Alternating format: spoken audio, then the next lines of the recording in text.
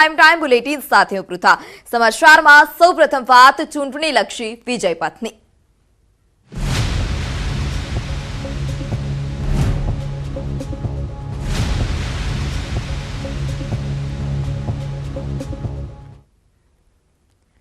નમસ્કાર, અમારા ખાસ કાર્યક્રમમાં વિજયપથમાં આપનું સ્વાગત છે। 2024 લોકસભાની ચૂંટણી નજીક આવતા જ ભરૂચ લોકસભા બેઠકનું રાજકારણ ગરમાયું છે। 35 વર્ષથી ભાજપનો ગઢ ગણાતી બેઠક પર આ વખતે ત્રિપાખીયો જંગ યોજાય તો નવાઈ નહીં। જો આવું થાય તો ભાજપનો બગડશે ગેમ પ્લાન, એટલે જ લોકસભાની ચૂંટણી પહેલા જ ભરૂચ બેઠક ચર્ચાનો વિષય બની।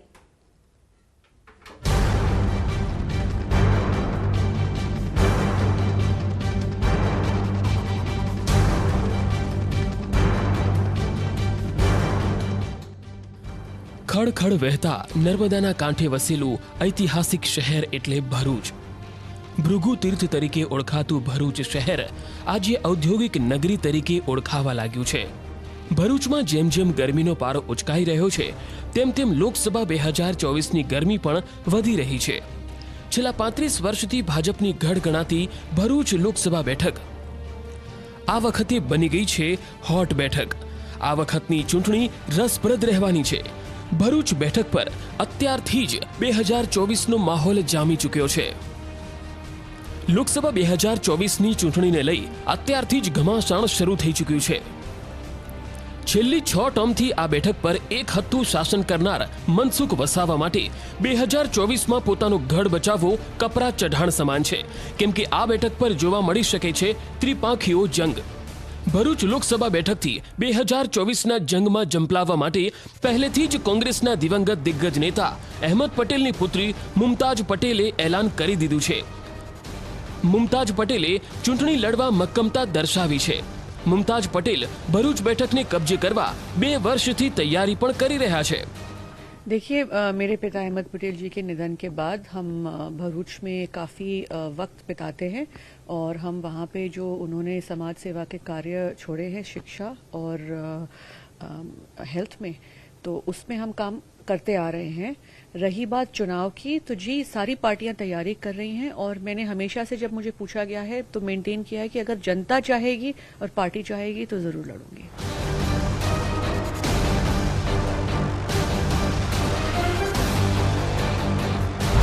ચૈતર વસાવા ભરૂચથી લડવા મક્કમ। આપ બગાડી શકે ભાજપનો ખેલ। ગુજરાતમાં પણ લોકસભાની ચૂંટણીમાં કોંગ્રેસ અને આમ આદમી પાર્ટી એક થઈ ચૂંટણીમાં જંપલાવે તેવી ચર્ચા છે, જેની વચ્ચે ડેડિયાપાડાના ધારાસભ્ય ચૈતર વસાવાએ પણ ભરૂચ બેઠકથી લોકસભાની ચૂંટણી લડવાની જાહેરાત કરી દીધી છે। એક તરફ ગુજરાત આપ અને કોંગ્રેસ વચ્ચે ગઠબંધનની વાતો ચાલી રહી છે, ત્યારે ચૈતર વસાવાની ભરૂચ બેઠક પરથી જંપલાવાની જીદથી ગઠબંધન પહેલા જ ડખા થઈ શકે છે। ગુજરાતમાં પણ જે 26 લોકસભાની બેઠકો છે એમાં આમ આદમી પાર્ટી કોંગ્રેસ સાથે રહીને ગઠબંધન કરીને અહીં પણ ઉતરવાની છે। અમારે ભરૂચ સીટ પર પૂરી તૈયારી છે લડવાની। સાથે સાથે બારડોલી, વલસાડ, દાહોદ, છોટાઉદેપુર અને જે જૂનાગઢની બેઠક છે એમાં અમે વિધાનસભામાં પણ ખૂબ મજબૂત છે, બીજા નંબરે રહેલા છે, તો એ સીટો પર પણ આવનાર દિવસોમાં અમે લડવાના છે। ચૈતરભાઈ વસાવા ભરૂચ સીટ પરથી લડવાના છે। આમ આદમી પાર્ટીના રાષ્ટ્રીય સંયોજકે પણ મને કીધું છે અને અમારા સંગઠનના તમામ આગેવાનો આ તૈયારીમાં જોતરાઈ જશે અને આવનાર દિવસોમાં અમે પૂરી તાકાતથી ભરૂચ લોકસભામાં હું પોતે ઉતરવાનો છું।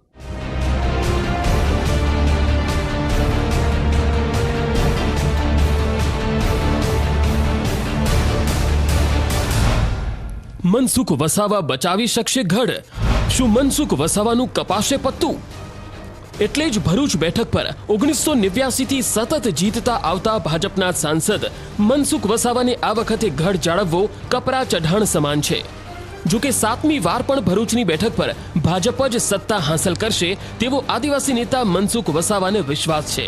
એટલું જ નહીં, આ બેઠક પરથી ચૈતર વસાવાની જીતના દાવાને પણ ફગાવ્યો। સાથે જ પોતાના નિવેદનોથી સતત ચર્ચામાં રહેતા મનસુખ વસાવાને આ વખતે પોતાનું પત્તું કપાવવાનો અહેસાસ થઈ ગયો હોય તેવું લાગે છે। એટલે જ તેઓ હવે ભાજપ ટિકિટ આપે કે નહીં, પણ ભાજપના ઉમેદવારને જીતાડવા મેદાને ઉતરશે તેવા સૂર વહાવ્યા છે। ભૂતકાળમાં બીટીપી કોંગ્રેસનો સોળે કણાય સુરત તપતો હતો એવા સંજોગોમાં પણ આ ભરૂચ લોકસભામાં જીત્યા છે. હવે તો કોઈ પ્રશ્ન જ નથી. અમે તાલુકે તાલુકે ગામે ગામે અમારું સંગઠન છે અને સરકારની યોજના અમે ઘર ઘર સુધી પહોંચાડી છે. એટલે ચૂંટણી આવી છે અને બધા દાવો તો કરે, દાવો કરે એ મહત્વનું નથી, જીતવું એ મહત્વનું છે. ભરૂચ લોકસભાની આગામી ચૂંટણીમાં હું ઉમેદવારો કરું કે નહીં કરું એ મારા માટે મહત્વનું નથી, પણ ભારતીય જનતા પાર્ટીનો જે પણ કોઈ ઉમેદવાર આવશે ભરૂચ લોકસભામાં એને જીતાડવાની મારી જવાબદારી છે. કોંગ્રેસ અને આપ ગઠબંધન કરે તો ભાજપના ચઢાણ કપરા બનશે. વડોદરા, નર્મદા અને ભરૂચ જિલ્લાના વિસ્તાર સાથે બનેલી આ બેઠક પર જાતિગત ગણિત અને 2019 લોકસભા ચૂંટણીના પરિણામની વાત કરીએ તો ભરૂચ બેઠક પર આદિવાસી મતદારોનું પ્રભુત્વ છે. ભરૂચ લોકસભા વિસ્તારમાં 7 વિધાનસભા બેઠકોનો સમાવેશ થાય છે, જેમાં ભરૂચ, અંકલેશ્વર, વાગરા, જંબુસર, ઝઘડિયા, ડેડિયાપાડા અને કરજણ વિધાનસભા બેઠકનો સમાવેશ થાય છે. આ 7 વિધાનસભાઓમાં 6 વિધાનસભા ભાજપ પાસે છે, જ્યારે એકમાત્ર ડેડિયાપાડા વિધાનસભા આમ આદમી પાર્ટી પાસે છે. 2019માં શું હતી સ્થિતિ અને ભરૂચથી કોણ કોણ મેદાનમાં ઉતર્યું હતું અને 2019 લોકસભાના પરિણામો પર એક નજર કરીએ તો ગઈ લોકસભામાં ભાજપમાંથી મનસુખ વસાવા અને કોંગ્રેસમાંથી શેરખાન પઠાણ મેદાને હતા. છેલ્લી 6 ટર્મથી જીતી રહ્યા છે મનસુખ વસાવા. 1998થી મનસુખ વસાવા પાસે છે ભરૂચ બેઠક. અહેમદ પટેલે 1977માં લોકસભામાં જીત મેળવી. દેશમાં કોંગ્રેસના નબળા દેખાવ છતાં અહેમદ પટેલ જીત્યા હતા. 1977, 1980 અને 1984માં પણ અહેમદ પટેલ ચૂંટાયા. 1989માં અહેમદ પટેલ ભાજપ સામે હાર્યા હતા.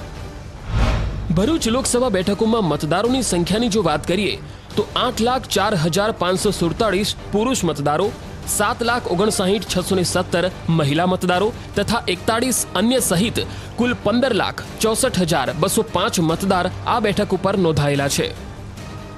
7 વિધાનસભા મતવિસ્તારને આવરી લેતી ભરૂચ બેઠક પર 15.56 લાખ મતદારો નોંધાયા. 2014માં મતદારોની સંખ્યા 14.17 લાખ હતી. ભરૂચ બેઠકની 18 વખત ચૂંટણી થઈ છે. અહેમદ પટેલનો ગઢ ગણાતી ભરૂચ બેઠક કોંગ્રેસ 1989 બાદથી જીતી શકી નથી. ભરૂચ બેઠક ભાજપ 10 વખત અને કોંગ્રેસ 8 વખત જીત્યું છે. ભરૂચ લોકસભા બેઠક પર પ્રથમ વખત 1951માં ચૂંટણી યોજાઈ હતી, જેમાં કોંગ્રેસના ચંદ્રશંકર ભટ્ટ વિજેતા બન્યા હતા. 1989 બાદથી આ બેઠક પર ભાજપ વિજેતા બનતું આવ્યું છે. ભાજપના ચંદુભાઈ દેશમુખ 4 વખત, મનસુખભાઈ વસાવા 5 વખત, જ્યારે કોંગ્રેસના અહેમદ પટેલ 3 વખત વિજેતા બન્યા છે.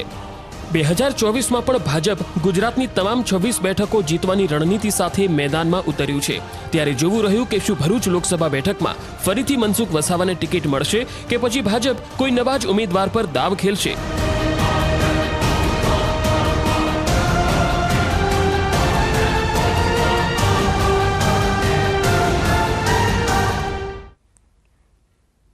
કોંગ્રેસના દિગ્ગજ નેતા અહેમદ પટેલના પુત્રી મુમતાઝ પટેલ સાથે અમારા સંવાદદાતાએ ખાસ વાતચીત કરી, જેમાં લોકસભા ચૂંટણીને લઈ તેઓએ ચર્ચા કરી. लोकसभा 2024 के चुनाव के लिए सभी पार्टियों ने अपनी तैयारियां शुरू कर दी हैं. बात करें हम गुजरात की तो गुजरात से हमारे साथ बात करने के लिए मौजूद हैं मुमताज पटेल. उनसे ही हम बात करेंगे. मुमताज, जिस तरीके से 2024 में लोकसभा के चुनाव होने हैं, आप किस तरीके से देख रही हैं, और अगर आपका मन है वहां इलेक्शन लड़ने का, पार्टी कहती है, क्या सोच रही हैं आप? देखिए, मेरे पिता अहमद पटेल जी के निधन के बाद हम भरूच में काफ़ी वक्त बिताते हैं और हम वहाँ पे जो उन्होंने समाज सेवा के कार्य छोड़े हैं शिक्षा और हेल्थ में, तो उसमें हम काम करते आ रहे हैं. रही बात चुनाव की, तो जी सारी पार्टियां तैयारी कर रही हैं और मैंने हमेशा से जब मुझे पूछा गया है तो मेंटेन किया है कि अगर जनता चाहेगी और पार्टी चाहेगी तो जरूर लड़ूंगी. बिल्कुल, आप कह रहे हैं कि जनता चाहेगी और पार्टी चाहेगी, तो अगर पार्टी कहती है कि मुमताज जाकर आप चुनाव लड़ो, तो आपने तैयार कर लिया अपने आप को? मेंटली यस, पर अगर आप बोलेंगे ग्राउंड पे तो अभी बहुत काम बाकी है. बिल्कुल, बहुत काम बाकी है. आप जैसे कह रही हैं कि भरूच से चुनाव आप लड़ने का मन है आपका, अगर पार्टी कहती है तो वहां पर सामने मनसुख वसावा भी हैं बीजेपी की तरफ से, तो कितनी बड़ी चुनौती आप देख रही हैं सामने? देखिए, मनसुख भाई हमारे सांसद रह चुके हैं पिछले 6 टर्म से, और पर ये मैं सबको याद दिलाना चाहती हूँ कि मेरे पिता भी वहाँ से लोकसभा सांसद थे और उसके बाद से 6 टर्म वो राज्यसभा सांसद भी थे। तो भरूच के पास हमेशा से 2 सांसद रहे हैं और जितना कि बीजेपी वहाँ पे थी उतने ही कांग्रेस भी वहाँ पे काम कर रही थी।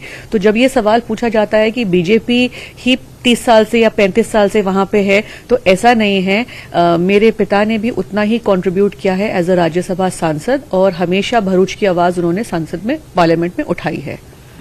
बिल्कुल, आप कह रही हैं कि जो आपके पिता अहमद पटेल जी जो लंबे समय से वहां पर रहे, उन्होंने काम किया, अब क्योंकि चुनौती सामने ये है कि मनसुख वसावा वहां पर फिलहाल है, लेकिन दूसरी तरफ ये देखें कि जो विपक्ष ने अपना गठबंधन किया है जिसे नाम दिया गया है इंडिया, तो आप कह रही हैं भरूच से कि अगर पार्टी आपको कहती है, वहीं दूसरी तरफ आम आदमी पार्टी जो कि इंडिया का ही पार्ट है, उनके भी जो विधायक है केसर वसावा, वो भी दावेदारी कर रहे हैं वहां से भरूच से लड़ने के लिए। जी, तो जाहिर है कि सारी पार्टी अपनी अपनी तैयारी रखेंगी। जब अलायंस के तौर पे डिसाइड होगा सीट शेयरिंग, तब की तब देखी जाएगी। तो जो भी अलायंस डिसाइड करेगा उसको हम सपोर्ट करेंगे।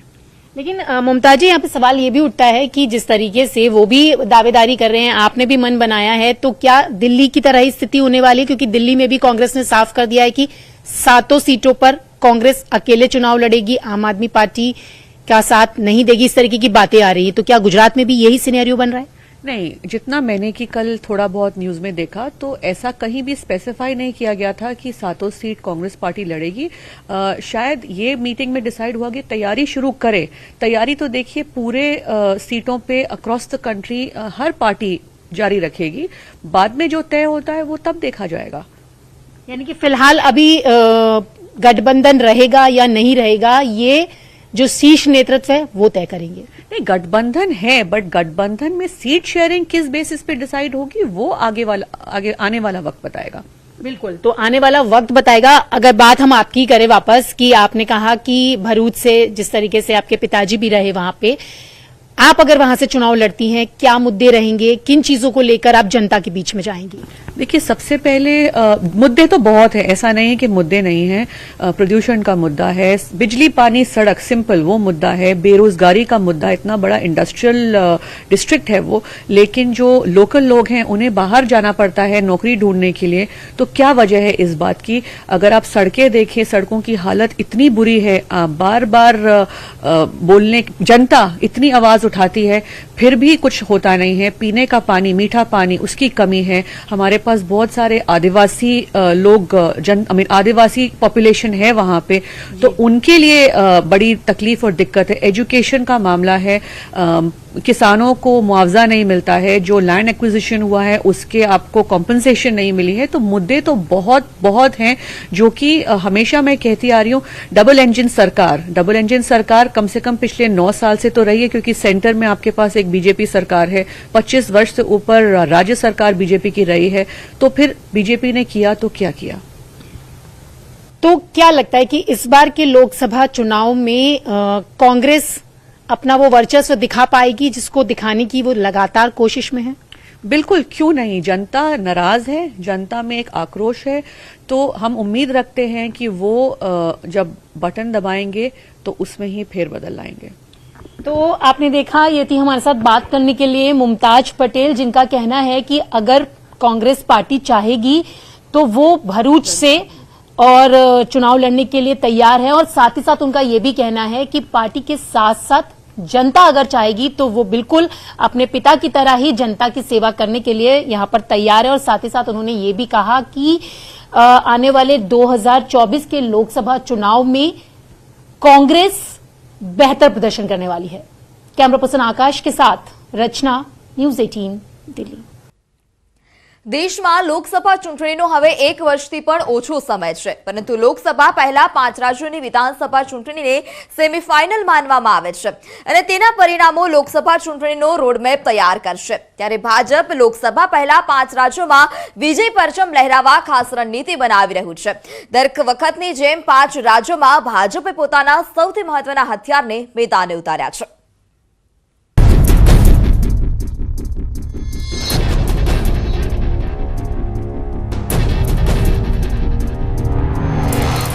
ચૂંટણીના અખાડામાં ભાજપનું સૌથી મોટું હથિયાર, એ હથિયાર કે જેના આધારે ઘડાય છે ચૂંટણીની રણનીતિ, જેમની અથાગ મહેનત અને પરિશ્રમથી જ ભાજપ પહોંચે છે જીતના પરિણામ સુધી. આખરે કેવી રીતે ભાજપ વિધાનસભા ચૂંટણી હોય કે લોકસભા ચૂંટણી પોતાની જીત નક્કી કરે છે? આખરે ભાજપ ચૂંટણીમાં આટલી સફળ કેમ છે? એ કયા કારણો છે કે જે ભાજપ પોતાના વિરોધીઓને જોરદાર ટક્કર આપે છે? આ તમામ સવાલોનો જવાબ છે ભાજપનું બૂથ મેનેજમેન્ટ અને તેમનો એક એક કાર્યકર્તા. તેના આધારે તૈયાર થતી ભાજપની રણનીતિ. ભાજપ માટે તેનો કાર્યકર્તા સૌથી મોટું હથિયાર છે અને તે જ કારણ છે કે ભાજપ ચૂંટણીમાં જીતના ચોક્કસ લક્ષ્યાંક સુધી પહોંચવામાં સફળ રહે છે. દેશના કોઈ પણ ખૂણામાં ચૂંટણી હોય, ભાજપનો કાર્યકર્તા જીતના ઈરાદા સાથે મેદાને ઉતરે છે. એક એક ગામ કે શહેરમાં ફરી તે એક ખાસ રિપોર્ટ તૈયાર કરી પોતાની પાર્ટીના નેતૃત્વ સુધી સાચી હકીકત પહોંચાડે છે અને કાર્યકરોનું આ જ રિપોર્ટ કાર્ડ પાર્ટી માટે જીતના પરિણામનો પાયો નાખે છે.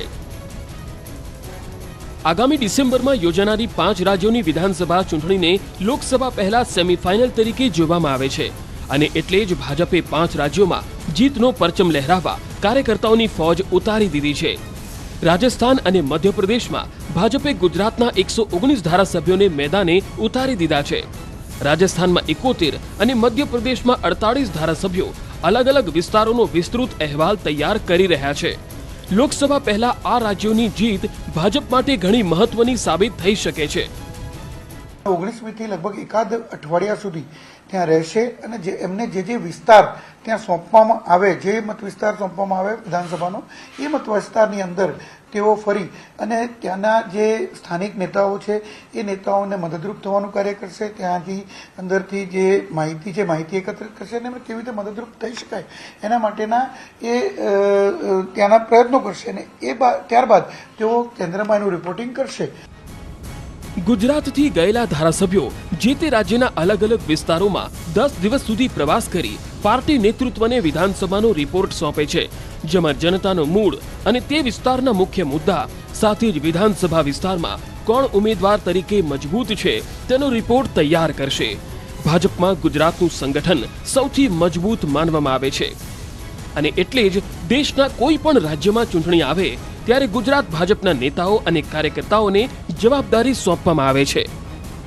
આ કાર્યકર્તાઓ એમના અહીંના એ લોકોના જે પ્રમાણે જવાબદારી છે એ જવાબદારીના સ્ટેટસ મુજબ ત્યાં એમને મદદરૂપ થવા માટેની જવાબદારીઓ સોંપાતી હોય છે. મહામંત્રી એ કક્ષાના કે એ જિલ્લા પ્રમુખ કક્ષાના હોય તો એમને ત્યાં એ પ્રમાણે કોઈ 1 કે 2 વિધાનસભા એની જવાબદારી સોંપાતી હોય છે મદદરૂપ થવા માટે. અને જે મંડળ કક્ષાના અથવા તો જિલ્લા તાલુકા કક્ષાના જે કાર્યકર્તાઓ છે એ કાર્યકર્તાઓને ત્યાં વિશેષ જવાબદારી, જે ધારાસભ્યશ્રીઓ અહીંથી ગયા હોય એ ધારાસભ્યોની સાથે વિસ્તારની અંદર મદદરૂપ થવાની જવાબદારી સોંપાતી હોય છે. ગુજરાત વિધાનસભા ચૂંટણીમાં પણ બિહાર, પંજાબ, રાજસ્થાન અને મધ્યપ્રદેશના ભાજપના કાર્યકરો અને નેતા ચૂંટણી વ્યવસ્થામાં જોડાયા હતા. ભાજપ પાસે પ્રવાસીઓ કાર્યકર્તાઓની ફોજ છે અને તેના જ કારણે ભાજપ વિવિધ રાજ્યોમાં શ્રેષ્ઠ પ્રદર્શન કરી ધાર્યા પરિણામ સુધી પહોંચવામાં સફળ થાય છે. ગુજરાત પ્રદેશ ભારતીય જનતા પાર્ટીના 119 ધારાસભ્યોને રાજસ્થાન અને મધ્યપ્રદેશની વિધાનસભાની ચૂંટણીની જવાબદારી સોંપવામાં આવેલી છે. આ ધારાસભ્યો હાલ 10 દિવસ પ્રવાસ માટે ત્યાં ગયેલા છે અને જુદી જુદી વિધાનસભાઓની અંદર લોકસંપર્ક કરશે અને ત્યારબાદ રણનીતિ તૈયાર કરવામાં આવશે. હવે જોવાનું એ રહેશે કે ગુજરાત પ્રદેશ ભારતીય જનતા પાર્ટીના આ ધારાસભ્યોની રણનીતિ ભારતીય જનતા પાર્ટીને આ બંને રાજ્યોની અંદર જીત અપાવવામાં કેટલી મહત્વની સાબિત થાય છે. ભાજપને એક કેડર બેઝ પાર્ટી માનવામાં આવે છે અને તેમાં પ્રવાસી કાર્યકર્તાઓની ભૂમિકા સૌથી મહત્વની બની રહે છે. એ પ્રવાસી કાર્યકર્તાઓની મહેનતનું પરિણામ જ હોય છે કે ભાજપ વિવિધ રાજ્યોમાં પોતાનો વિજય ધ્વજ લહેરાવે છે, કેમ કે આ પ્રવાસી કાર્યકર્તાઓ જે તે વિસ્તારની સાચી માહિતી પાર્ટીના મોવડી મંડળ સુધી પહોંચાડે છે અને તેના આધારે ભાજપ પોતાની રણનીતિ તૈયાર કરે છે. સી.આર. પાટીલ સાહેબના નેતૃત્વની અંદર ગુજરાતમાં જ્યારે પેજ સમિતિની શરૂઆત કરવામાં આવી અને આ પેજ સમિતિનું પરિણામ આવવાની શરૂઆત પહેલાં જ જે પેટા ચૂંટણીઓ થઈ, 9 પેટા ચૂંટણીઓ ભારતીય જનતા પાર્ટીની જીત થઈ, ત્યારબાદ 31 જિલ્લા પંચાયત અને 8 જેટલી મહાનગરપાલિકા, તમામમાં ભારતીય જનતા પાર્ટીએ 92% કરતાં વધુ સીટો મેળવી અને જીત મેળવી. જેને કહી શકાય કે જિલ્લા પંચાયત અને મહાનગરપાલિકા એ 100% ભારતીય જનતા પાર્ટીને મળી. જ્યારે કોઈ પણ રાજ્યમાં ચૂંટણી હોય ત્યારે ભાજપ અન્ય રાજ્યના પોતાના બૂથ કાર્યકર્તાઓથી લઈ પ્રદેશ પ્રમુખ સુધીના હોદ્દેદારોને અન્ય રાજ્યોમાં પ્રવાસી કાર્યકર તરીકે 1 વર્ષ પહેલા જ જવાબદારી સોંપે છે। આ પ્રવાસી કાર્યકર પોતાના હોદ્દા પ્રમાણે રાજ્યમાં જુદી જુદી કામગીરીઓનું નિરીક્ષણ કરે છે અને તેમાં બૂથથી લઈ પ્રદેશ કક્ષા સુધી એક ખાસ વ્યવસ્થા ગોઠવવામાં આવે છે। પ્રવાસી કાર્યકર ત્યાં સમયાંતરે પ્રવાસ કરે છે અને રિપોર્ટ તૈયાર કરી શીર્ષ નેતૃત્વ સુધી પહોંચાડે છે। સૌથી મહત્વનું છે કે પ્રવાસી કાર્યકર્તાઓ જે રિપોર્ટ તૈયાર કરે છે તેમાં કોઈ પણ ભેદભાવ વગરની ગ્રાઉન્ડ રિયાલિટી હોય છે, જે પાર્ટીને રણનીતિ તૈયાર કરવામાં ઘણી મદદરૂપ બને છે। ચૂંટણીના 1 વર્ષ પહેલાથી જ પ્રવાસી કાર્યકર્તાઓ ચૂંટણીના અખાડામાં ઉતરી જાય છે અને તે ગ્રાઉન્ડ રિપોર્ટથી ભાજપ ચૂંટણીને જીતના પરિણામ સુધી લઈ જવામાં સફળ થાય છે। જ્યારે પણ દેશની અંદર અન્ય રાજ્યોની અંદર ચૂંટણી હોય છે ત્યારે પ્રદેશ ભારતીય જનતા પાર્ટીના કાર્યકરો એ ચૂંટણી પ્રચાર માટે જતા હોય છે। તે જ રીતે આ વખતે જે પ્રવાસી કાર્યકરો છે તે અલગ અલગ 5 રાજ્યોની અંદર જવાના છે। આ પ્રવાસી કાર્યકરો જુદી જુદી વ્યવસ્થાઓ સંભાળતા હોય છે અને ચૂંટણીની જીત માટેનું તે પાયો નાખતા હોય છે। ત્યારે ભારતીય જનતા પાર્ટીના હાલ આ જે કાર્યકરો છે તે રાજસ્થાન અને મધ્યપ્રદેશ ગયેલા છે। આવનારા દિવસોની અંદર અન્ય 3 રાજ્યોની અંદર પણ આ કાર્યકરો જશે। ત્યારે જોવાનું એ રહેશે કે આ 5 રાજ્યોની અંદર ભારતીય જનતા પાર્ટીને કેવા પ્રકારનું પરિણામ મળે છે। કેમેરામેન દીક્ષિત દરજી સાથે મયુર માકડિયા, ન્યૂઝ 18 ગુજરાતી, ગાંધીનગર।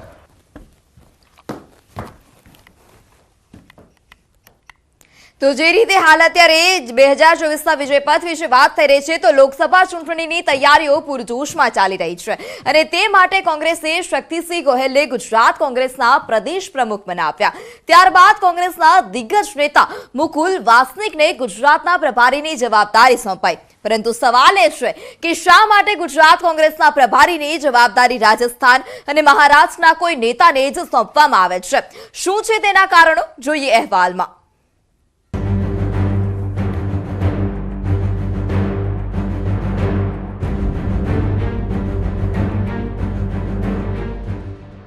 ગુજરાતમાં 2022ની વિધાનસભા ચૂંટણીના પરિણામ ફરી એક વખત કોંગ્રેસની રણનીતિ નિષ્ફળ નીવડી।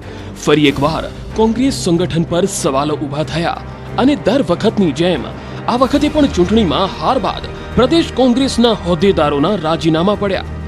ફરી એક વખત કોંગ્રેસનું કેન્દ્રીય નેતૃત્વ ગુજરાત માટે નવા હોદ્દેદારોની શોધમાં લાગી ગયું, કેમ કે 2024ની લોકસભા ચૂંટણીમાં કોંગ્રેસ ફરી એકવાર સારું પ્રદર્શનની આશા રાખીને બેઠું છે અને તે માટે પ્રદેશ કોંગ્રેસના દિગ્ગજ નેતા અને રાજ્યસભાના સાંસદ શક્તિસિંહ ગોહિલને પ્રદેશ પ્રમુખની જવાબદારી સોંપાઈ।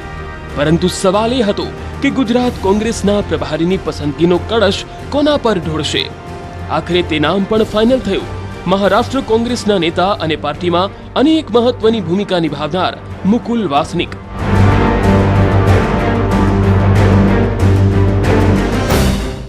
2022ની હાર બાદ રાજસ્થાન કોંગ્રેસના નેતા રઘુ શર્માએ ગુજરાતના પ્રભારી તરીકે રાજીનામું ધર્યું। હવે આ જવાબદારી મુકુલ વાસનિકના માથે છે। મહત્વનું એ છે કે અત્યાર સુધી ગુજરાત કોંગ્રેસને મળેલા પ્રભારીઓ રાજસ્થાન અને મહારાષ્ટ્રથી આવે છે, મતલબ કે પાડોશી રાજ્યમાંથી જ પસંદગીનો કળશ ઢોળવામાં આવે છે। મુકુલ વાસનિક પહેલા પણ રઘુ શર્મા, અશોક ગેહલોત, મોહન પ્રકાશ ઝા રાજસ્થાનથી તો ગુરુદાસ કામત, રાજીવ સાતવ, પૃથ્વીરાજસિંહ ચૌહાણ મહારાષ્ટ્રમાંથી પ્રદેશ કોંગ્રેસના પ્રભારી બન્યા। આપના આકલન મુજબ એ વાત સાચી કે મહારાષ્ટ્રથી મુકુલજી આવી રહ્યા છે તો મુકુલજીનો લાભ ગુજરાત કોંગ્રેસના સંગઠનને મળશે અને અંતે તો વાત જનતાનો અવાજ બનવાનું છે। કોંગ્રેસનો યજ્ઞ જે છે એ યજ્ઞ સેવા માટેનો છે, સત્તા માટેનો નથી, જેમાં દરેક ગુજરાતીને ન્યાય મળે, એને અધિકાર મળે એ દિશા તરફ ગુજરાત કોંગ્રેસ આગળ વધી રહી છે અને એમાં પ્રભારી તરીકે, સંગઠનના પ્રભારી તરીકે મુકુલજીના નિમણૂકથી મને એમ લાગે છે કે અમારો જે સેવાનો યજ્ઞ છે એને વધુ બળ મળશે। મુકુલ વાસનિક રાષ્ટ્રીય કોંગ્રેસ અને મહારાષ્ટ્રમાં અનેક જવાબદારીઓ નિભાવી ચૂક્યા છે। તેમના રાજકીય સફરની જો વાત કરવામાં આવે તો 27 સપ્ટેમ્બર 1959માં મહારાષ્ટ્રના બૌદ્ધ પરિવારમાં જન્મેલા મુકુલ વાસનિક 25 વર્ષની ઉંમરે મહારાષ્ટ્રની બુલઢાણા બેઠક પરથી જીત મેળવી લોકસભા પહોંચ્યા। પિતાની જ પરંપરાગત બેઠક પરથી તેઓ 3 વાર સાંસદ બન્યા। નાગપુર યુનિવર્સિટીમાંથી NSUI સાથે જોડાઈ તેઓએ રાજકીય સફરની શરૂઆત કરી. 1984 થી 1986 સુધી તેઓ NSUIના રાષ્ટ્રીય અધ્યક્ષ રહ્યા અને ત્યારબાદ 1988 થી 1990 સુધી તેઓએ યુથ કોંગ્રેસના અધ્યક્ષની જવાબદારી નિભાવી.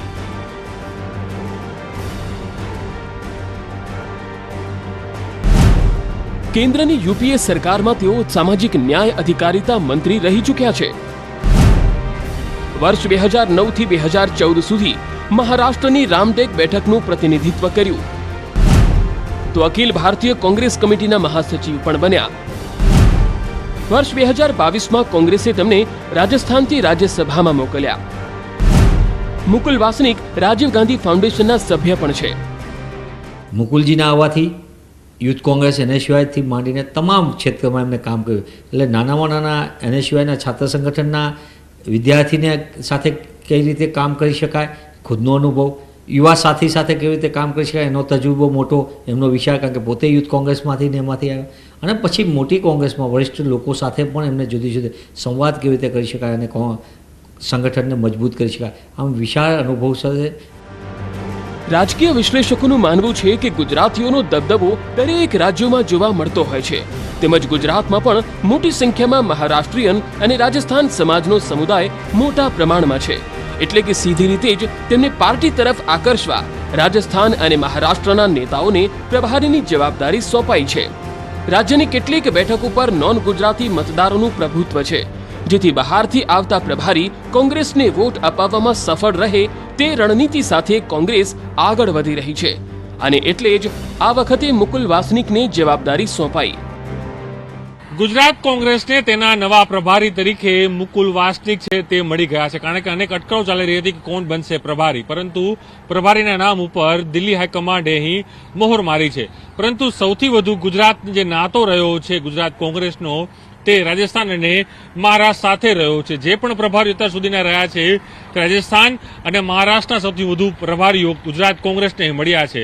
ત્યારે જોવાનું રહે છે કે શક્તિસિંહ ગોહિલની આગેવાનીમાં લોકસભા ચૂંટણી કઈ રીતે પરિણામો આવે છે અને સાથે જ મુકુલ વાસનિક જે ગુજરાત કોંગ્રેસના નવા પ્રભારી બન્યા છે એ પણ ખાસ મહારાષ્ટ્રીયન છે, ત્યારે તેનો કેટલો ફાયદો ગુજરાતની જનતા ઉપર જોવા મળે છે, સાથે જ ગુજરાત કોંગ્રેસને મળે છે. પરંતુ ચોક્કસ એ માની શકાય કે ગુજરાત કોંગ્રેસને નવા પ્રભારી મળ્યા છે, તો સાથે જ સરહદીય જે રાજ્યો છે રાજસ્થાન અને મહારાષ્ટ્ર તેમાં સૌથી વધુ જે પ્રભારીઓ મળ્યા છે ગુજરાત કોંગ્રેસને તે મહારાષ્ટ્ર અને રાજસ્થાનના છે.